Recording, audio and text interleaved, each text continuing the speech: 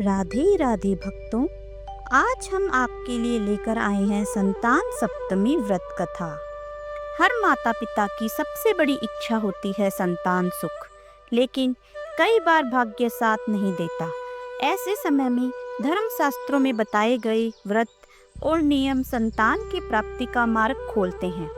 इन्हीं में से एक है संतान सप्तमी व्रत, जिसकी कथा सुनने और व्रत करने से संतान के सुख की प्राप्ति होती है और जीवन में आनंद भर जाता है। इस व्रत को करने से अति उत्तम और गुणवान संतान की प्राप्ति होती है। संतान की कुशलता और उन्नति के लिए संतान सप्तमी व्रत का विशेष महत्व होता है। इसे मुक्ताभरण संतान सप्तमी भी कहते हैं। संतान सप्तमी व्रत के दिन भगवान शिव और माँ पार्वती की आराधना की जाती है तथा विधि विधान से पूजा करने के बाद संतान सप्तमी व्रत को कथा सुनने के साथ ही शुरू किया जाता है। तो आइए शुरू करते हैं संतान सप्तमी व्रत कथा। यह कहानी है दोस्ती, ईर्ष्या और उस एक संकल्प की जिसे भूल जाने की कीमत एक रानी को जन्म जन्मांतर तक चुकानी पड़ी। तो चलिए समय के पर्दों को हटाकर देखते हैं कि कैसे एक भुला दिया गया व्रत नियति का सबसे बड़ा खेल बन गया। इस रहस्य को जानने के लिए अंत तक बने रहिएगा और इस कथा को बड़ी ही श्रद्धा और प्रसन्न चित्त मन से पूरा अवश्य सुनिएगा। एक बार महाराज युधिष्ठिर ने भगवान श्री कृष्ण से पूछा, हे केशव, कोई ऐसा उत्तम व्रत बताइए जिसके प्रभाव से मनुष्य सांसारिक कष्टों से दूर होकर पुत्र एवं पौत्रवान हो जाए। यह सुनकर भगवान मधुसूदन बोले, धर्मराज, आपने केवल अपने लिए ही नहीं अपितु समस्त मानव जाति के कल्याण के लिए यह प्रश्न किया है। आपने बड़ा ही उत्तम प्रश्न किया है। संतान केवल वंशवृद्धि का साधन नहीं अपितु जीवन की निरंतरता, आशा और भविष्य का प्रतीक है। मैं तुमको एक पौराणिक इतिहास सुनाता हूँ जो इसी गूढ़ रहस्य पर से पर्दा उठाएगा। ध्यान पूर्वक सुनिए। एक समय लोमस मुनि मथुरापुरी में वासुदेव और देवकी से मिलने आए। मथुरा की उस भयावह कारागार में जहाँ देवकी और वसुदेव को जंजीरों में जकड़ कर रखा गया था। देवकी ने अपनी आंखों के सामने अपने एक एक करके 6 नवजात शिशुओं को पापी कंस के हाथों मरते देखा था। हर बार जब एक शिशु का जन्म होता तो एक क्षण के लिए उस अंधकारपूर्ण कोठरी में आशा की एक किरण चमकती और दूसरे ही क्षण कंस उसे अपने क्रूर हाथों से मसल कर बुझा देता। देवकी का हृदय अब पत्थर सा हो चुका था। लेकिन जब उनसे लोमस ऋषि मिलने आए तब लोमस ऋषि को आया हुआ देखकर वसुदेव और देवकी बहुत प्रसन्न हुए और उन्होंने लोमस मुनि का आदर और सत्कार किया। मुनि के चरणामृत से अपने शरीर को पवित्र किया।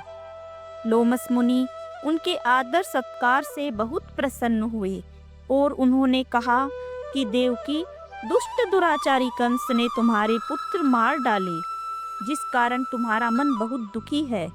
तुम्हारी तरह ही एक स्त्री चंद्रमुखी थी, किंतु उसने संतान सप्तमी का व्रत पूरे विधि विधान के साथ किया, जिसके प्रताप से उसको संतान सुख का प्राप्त हुआ। यह सुनकर देवकी ने हाथ जोड़कर कहा कि रानी चंद्रमुखी का संपूर्ण वृतांत तथा इस व्रत का विधान आप मुझे विस्तार से बताइए, जिससे मैं भी इस दुख से छुटकारा पा सकूं। तब लोमस मुनि ने कहा, आज से कई युग पहले पुण्य सरयू तट के पर बसी अयोध्या नगरी के पराक्रमी राजा नहुस थे। उनकी पत्नी का नाम चंद्रमुखी था और वह अपने नाम के ही अनुरूप चंद्रमा के समान कांति और अत्यंत सुंदर थी। उसका रूप ऐसा था कि अप्सराएं भी उसे देखकर ईर्ष्या करती थी।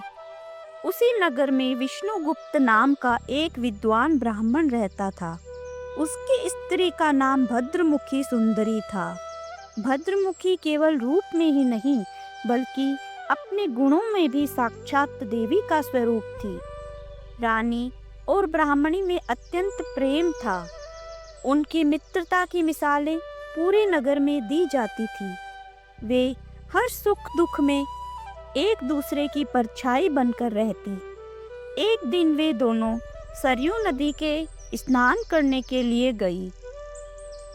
उन्होंने देखा कि बहुत सी स्त्रियां सरयू नदी में स्नान करके स्वच्छ वस्त्र धारण करके एक मंडप में भगवान शिव और मां पार्वती की मूर्ति को स्थापित करके उनकी पूजा कर रहे थे।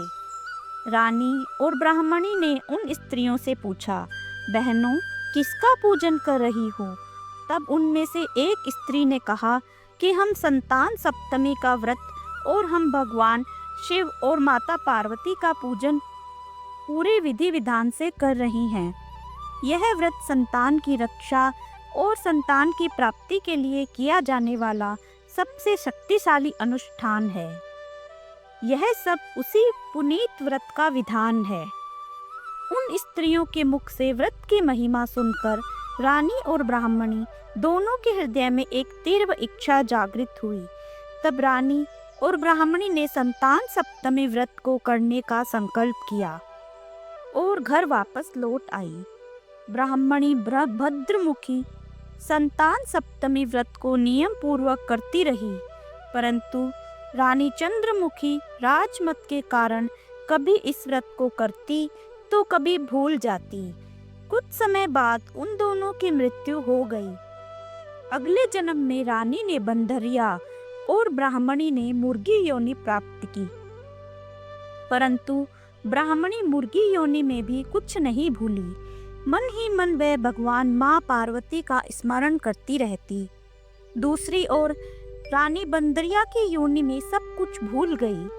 थोड़े समय बाद इन दोनों ने यह देह भी त्याग दी। फिर उनका दूसरा जन्म मनुष्य योनि में हुआ। तब ब्राह्मणी ने एक ब्राह्मण के यहाँ कन्या के रूप में जन्म लिया तथा रानी ने फिर से एक राजा के यहाँ राजकन्या के रूप में जन्म लिया। ब्राह्मण ने अपनी पुत्री का नाम भूषण देवी रखा तथा विवाह योग्य होने पर उसका विवाह गोकुल निवासी अग्निसेन नामक ब्राह्मण से कर दिया। भूषण देवी इतनी सुंदर थी कि वे आभूषण रहित होते हुए भी अत्यंत सुंदर लगती थी, जैसे उसकी आत्मा का ही तेज उसके पूरे शरीर से फूट रहा हो। सौंदर्य की देवी कामदेव की पत्नी रति भी उसके सामने लजा जाती थी।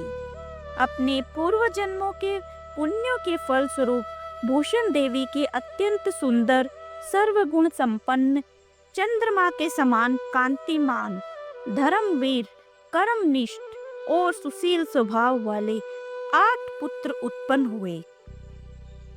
उसका घर उन बालकों की किलकारियों और हंसी से हर समय गूंजता रहता था।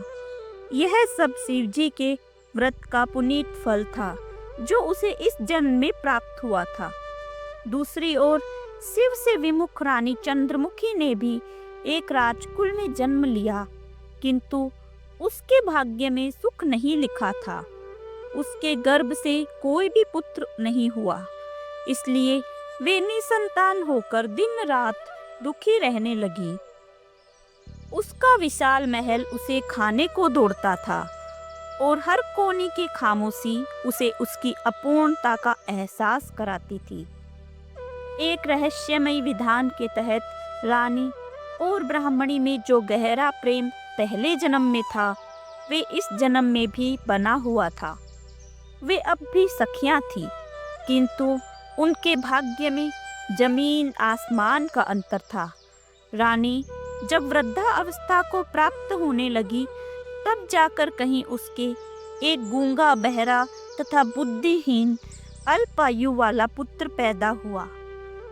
वह बालक उसके जीवन में एक आशा की किरण बनकर आया था, किंतु वह किरण भी क्षणिक सिद्ध हुई। बालक 9 वर्ष की आयु में ही इस क्षण भंगुर संसार को छोड़कर चला गया। अब तो रानी पुत्र शोक में डूबकर अत्यंत दुखी और व्याकुल रहने लगी। उसका दुख अब 100 गुना बढ़ गया था। देवयोग से एक दिन भूषण देवी अपने 8 सूर्य के समान तेजस्वी पुत्रों को लेकर रानी से मिलने उसके महल पहुंची। रानी का हाल सुनकर उसे भी बहुत दुख हुआ, किंतु इसमें किसी का क्या वश चलता है। कर्म और प्रारब्ध के लिखे को स्वयं ब्रह्मा भी नहीं मिटा सकते। रानी के कर्म ऐसे थे, इसी कारण उसे यह असहनीय दुख भोगना पड़ा। इधर रानी अपनी सखी ब्राह्मणी के इस वैभव और उसके 8 स्वस्थ सुंदर पुत्रों को देखकर उससे मन ही मन भयानक ईर्ष्या करने लगी। उसके मित्रता की भावना पर ईर्ष्या के विषैले नाग ने कुंडली मार ली थी। उसके मन में एक ऐसा काला भयावह पाप उत्पन्न हो गया जिसकी उसने कभी कल्पना भी नहीं की थी। उस भोली ब्राह्मणी ने अपनी भोली ब्राह्मणी सखी का संताप और अकेलापन दूर करने के लिए कुछ दिनों के लिए अपने 8 पुत्रों को रानी के पास महल में ही छोड़ दिया। उसने सोचा कि बच्चों की उपस्थिति से शायद रानी का मन बहल जाए, किंतु यह उसकी सबसे बड़ी भूल सिद्ध हुई। रानी ने पाप के वशीभूत होकर उन निर्दोष बालकों की हत्या करने का एक शैतानी विचार अपने मन में कर लिया। उसने सोचा, यदि मेरे पास संतान का सुख नहीं है तो मैं इसे भी यह सुख भोगने नहीं दूंगी।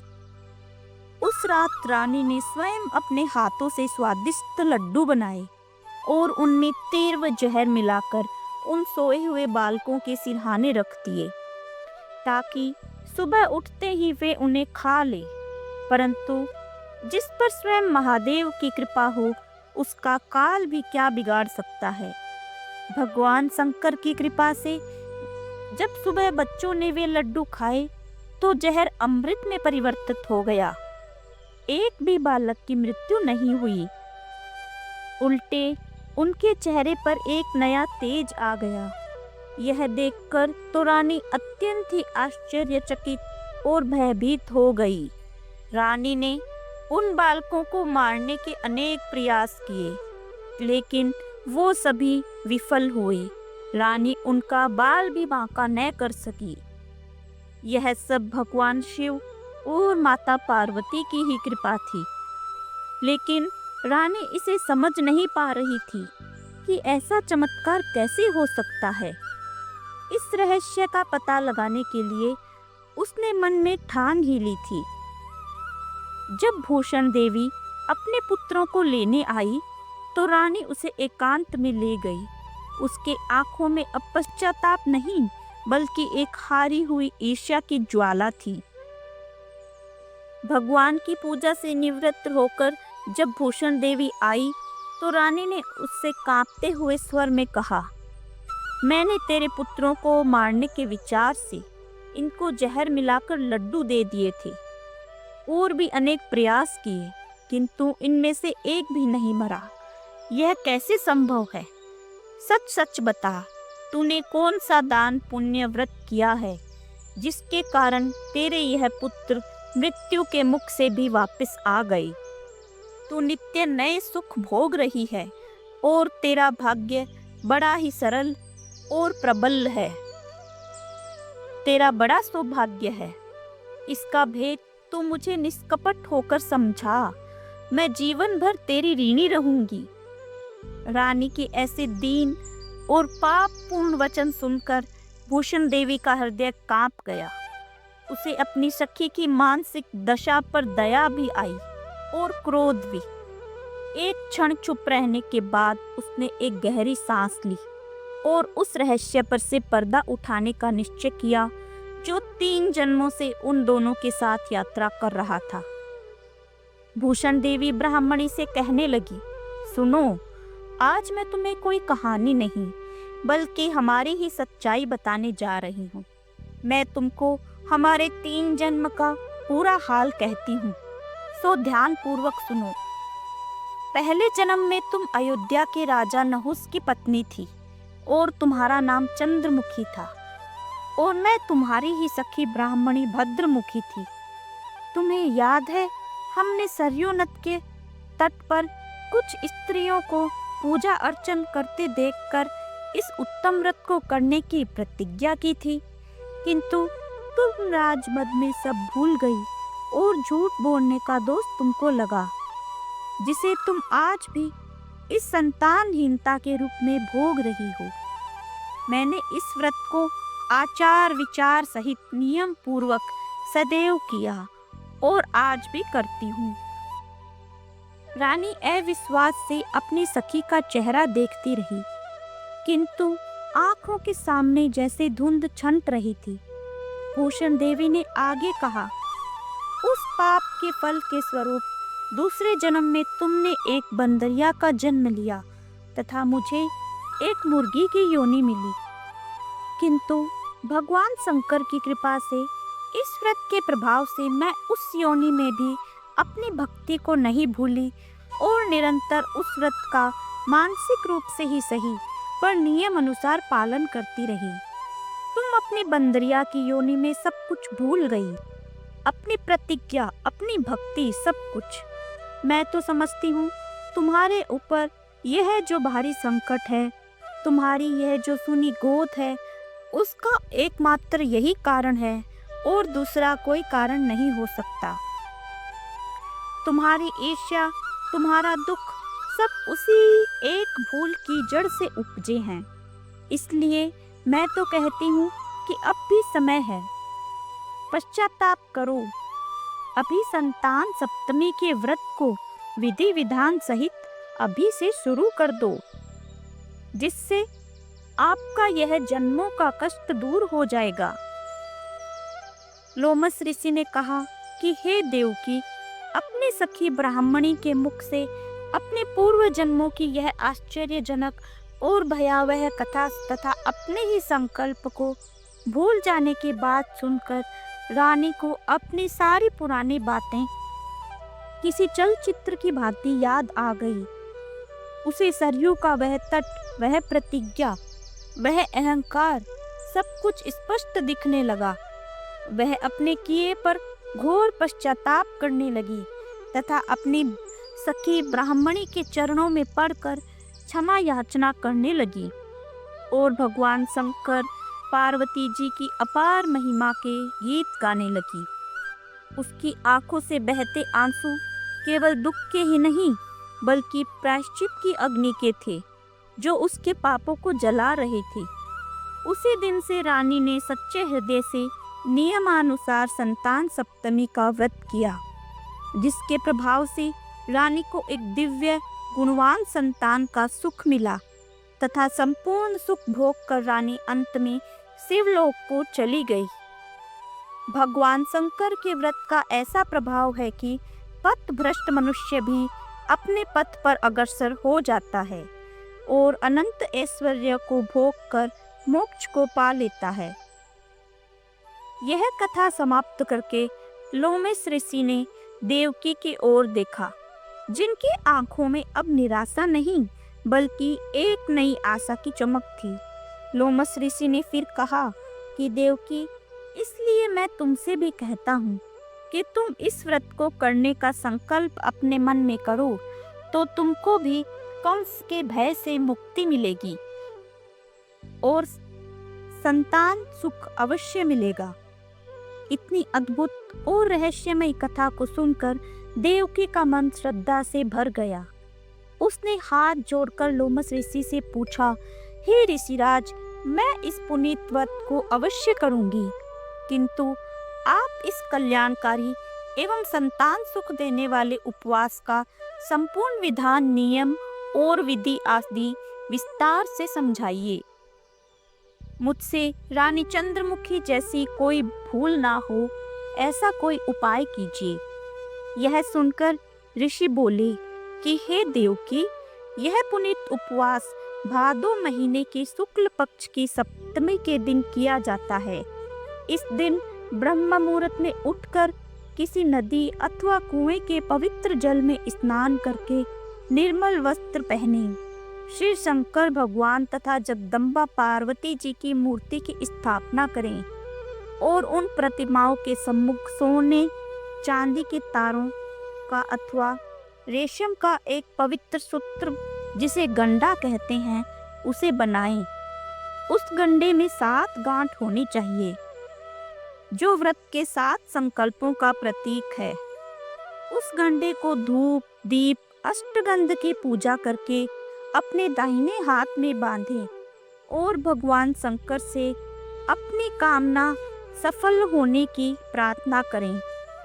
ऋषि ने आगे विधि समझाते हुए कहा, तदंतर 7 मीठे पोए बनाकर भगवान को भोग लगाएं और साथ ही अपने संतान के प्रतीक के रूप में और अपनी यथाशक्ति के अनुसार सोने अथवा चांदी की एक छोटी सी अंगूठी बनवाकर इन सबको एक तांबे के पात्र में रखकर उनका षोडशोपचार विधि से पूजन करके किसी सदाचारी धर्मनिष्ठ ब्राह्मण को दान करें। उसके पश्चात स्वयं प्रसाद के रूप में उन पुओं को ग्रहण करें। इस प्रकार इस व्रत का पारण करना चाहिए। हे देवकी, इस व्रत को इस प्रकार नियम पूर्वक करने से जन्म जन्मांतर के पाप नष्ट होते हैं और भाग्यशाली संतान की उत्पन्न होती है तथा अंत में शिवलोक की प्राप्ति होती है। आज के दिन सूर्य देवता की पूजा अर्चना करने से भी आरोग्य और सुख की प्राप्ति होती है। गुड़ और आटे का प्रसाद बनाकर भगवान सूर्य को अर्पित करें और सूर्य देव की पूजा में लाल वस्त्र धारण करना चाहिए। हे देवकी, मैंने तुमको संतान सप्तमी का व्रत संपूर्ण विधान अनुसार सहित वर्णन किया है।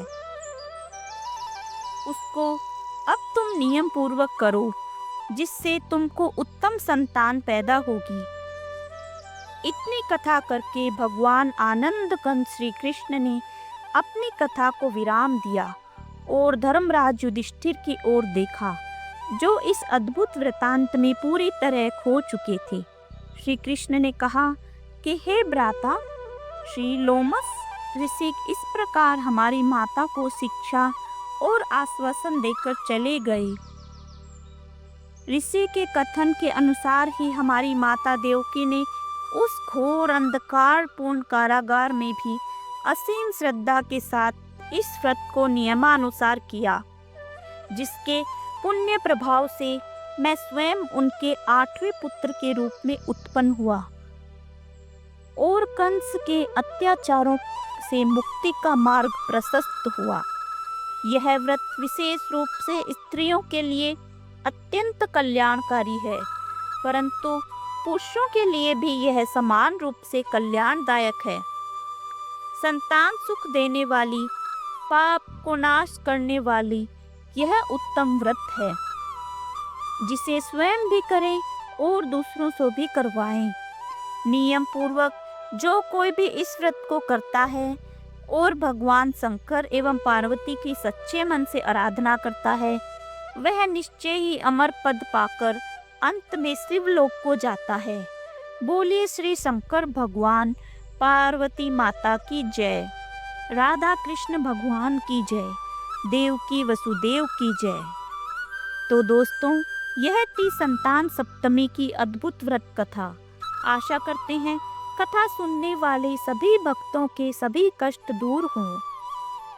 दोस्तों, इसी तरह की अन्य कथाओं के लिए हमारे चैनल को सब्सक्राइब करें। अगर वीडियो पसंद आया हो तो इसे लाइक एंड शेयर करें। साथ ही कमेंट में हर हर महादेव लिखना न भूलें। तो मिलते हैं अगले वीडियो में। तब तक के लिए जय श्री कृष्णा, हर हर महादेव।